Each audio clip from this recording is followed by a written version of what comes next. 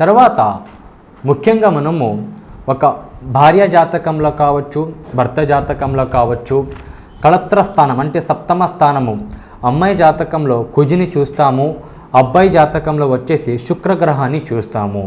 ఈ ఒక అమ్మాయి జాతకంలో కుజగ్రహానికి పాపగ్రహాలు చూస్తున్నా కానీ భర్త నుంచి అమ్మాయికి ఖచ్చితంగా ఏదో విధంగా సమస్యలు వస్తాయి.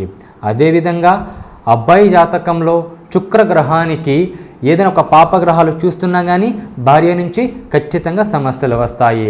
అది ఆర్థికంగా కావచ్చు, ఆరోగ్యంగా కావచ్చు, మానసికంగా కావచ్చు.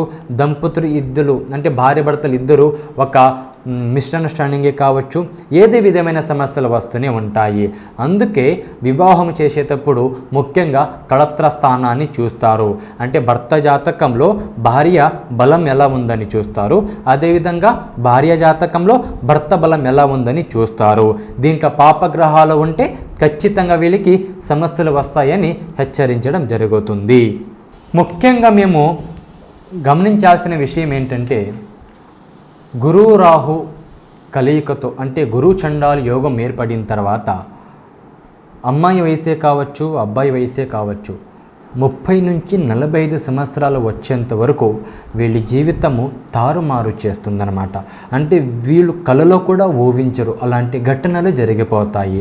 మొదటిది భార్యాభర్తలు విడిపోవడము, రెండోది ఆస్తులు అమ్ముకోవడము, మూడోది వ్యాపారంలో నష్టాలు రావడము, నాలుగోది చేసే ఉద్యోగంలో ఇబ్బందులు రావడము, 5 ఇనుము నుంచి గండాలు సంభవించడము, 6వది వచ్చేసి వీళ్ళు ఏం చేస్తున్నారో వీళ్ళకి అర్థం కాదనమాట.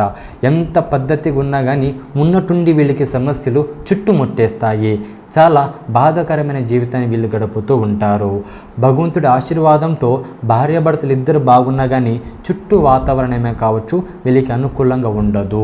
ఏదో ఒక సమస్య వచ్చి వీళ్ళకి ఇబ్బందులు పెడుతూనే ఉంటాయి. కుటుంబ కలహాలు వస్తూ ఉంటాయి. ఎవరో లేనిపోని విషయాలు వీళ్ళకి వచ్చి ఒక విషయాన్ని చిమ్ముతూ ఉంటారు.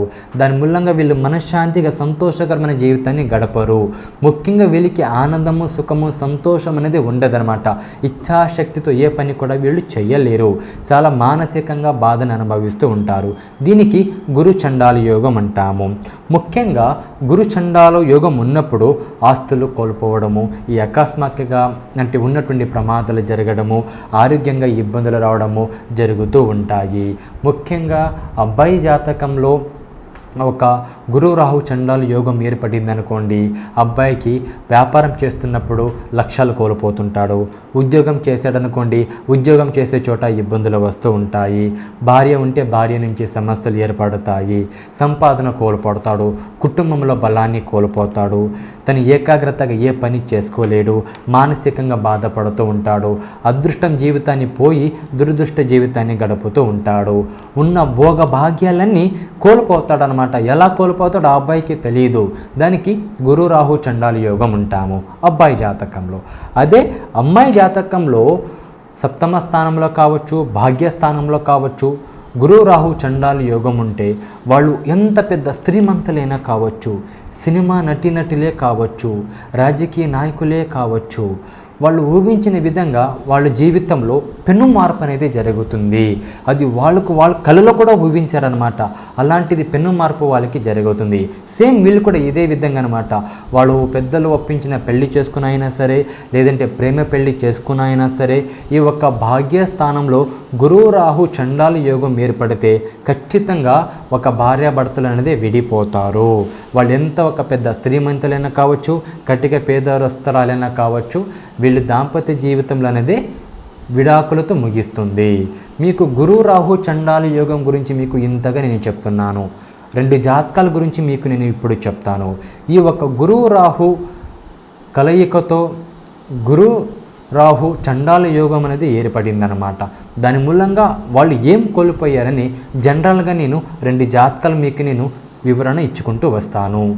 ఇప్పుడు మనము గురు రాహు చండాల యోగం గురించి చెప్పుకుంటూనే వస్తూనే ఉన్నాము. గురు రాహు చండాల యోగం ఉన్నప్పుడు వేరే పాపగ్రహాలు అంటే కేతు గ్రహమే కావచ్చు, శని గ్రహమే కావచ్చు, పాపగ్రహాలుగా మారి చూస్తున్నా కానీ సమస్య మరీ అంత కఠినంగా ఉంటుంది. ఎంత కఠినంగా ఉంటుందంటే మీకు చెప్పాను నేను, ఒక